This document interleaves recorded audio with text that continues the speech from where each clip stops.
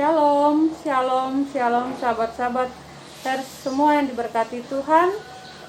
Puji Tuhan, kita berjumpa lagi di saat ini dalam damai dan sejahtera Tuhan. Apa kabar semua hari ini? Ya, puji Tuhan untuk nafas kehidupan yang Tuhan masih percayakan dalam kehidupan kita semua sampai pada saat ini.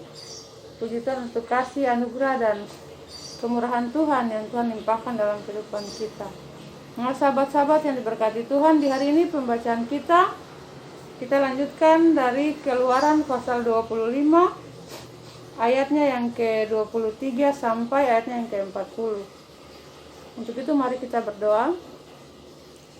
Tuhan, kami mohon urapi kami dengan kuasa Roh Kudus supaya kami dapat mengerti firman yang kami baca di saat ini. Kami percaya firman dan kami melakukan firman dalam kehidupan kami sehari-hari untuk puji dan hormat bagi nama Tuhan. Dalam nama Tuhan Yesus Kristus, firman yang hidup, kami berdoa. Haleluya. Amin. Ya, Keluaran pasal 25 ayat 23 sampai ayatnya yang ke-40 yang berbunyi demikian.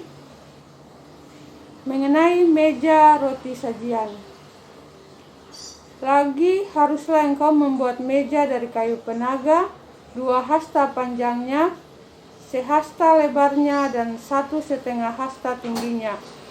Haruslah engkau menyalutnya dengan emas murni dan membuat bingkai emas sekelilingnya.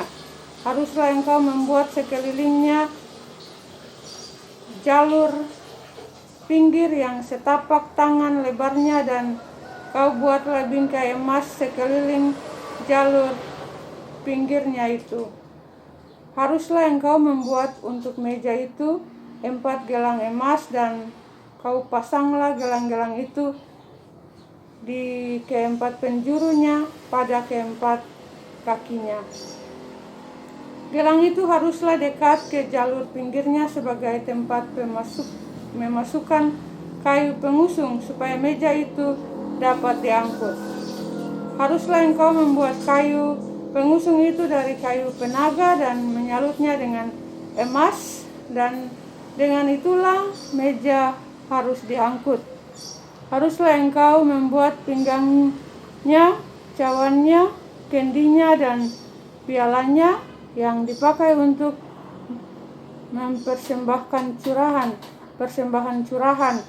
Haruslah engkau membuat semuanya itu dari emas murni. Dan haruslah engkau tetap meletakkan roti sajian di atas meja itu di hadapanku. Mengenai kandil, haruslah engkau membuat kandil dari emas murni.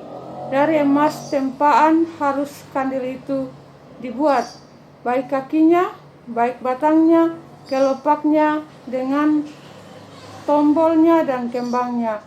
Haruslah seiras dengan kandil itu. 6 cabang harus timbul dari sisinya, 3 cabang kandil itu dari sisi yang satu, dan 3 cabang dari sisi yang lain. 3 kelopak yang berupa bunga badam pada cabang yang satu dengan tombol dan kembangnya, dan 3 kelopak yang serupa pada cabang yang lain dengan tombol dan kembangnya. Demikianlah juga kau buat ke-6 cabang yang timbul dari kandil itu. Pada kandil itu sendiri harus ada tempat kelopak berupa bunga badam dengan tombolnya dan kembangnya. Juga harus ada 1 tombol di bawah sepasang cabang yang pertama yang timbul dari kandil itu, dan 1 tombol di bawah yang kedua, dan 1 tombol di bawah yang ketiga. Demikianlah juga kau buat ke-6 cabang yang timbul dari kandil itu.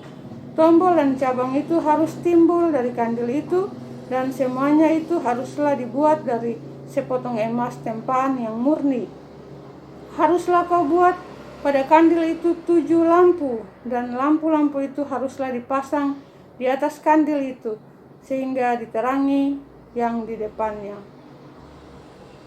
Sepitnya dan penadahnya haruslah dari emas murni. Dari 1 talenta emas murni haruslah dibuat kandil itu dengan segala perkakasnya itu. Dan ingatlah bahwa engkau membuat semuanya itu menurut contoh yang telah ditunjukkan kepadamu di atas gunung itu. Demikianlah pasal pembacaan firman Tuhan yang menjadi makanan rohani kita di saat ini. Berbahagialah kita yang mendengar firman, percaya firman, dan melakukan firman dalam kehidupan kita sehari-hari untuk puji dan hormat bagi nama Tuhan. Tuhan Yesus memberkati kita semua. Haleluya. Amin. Shalom.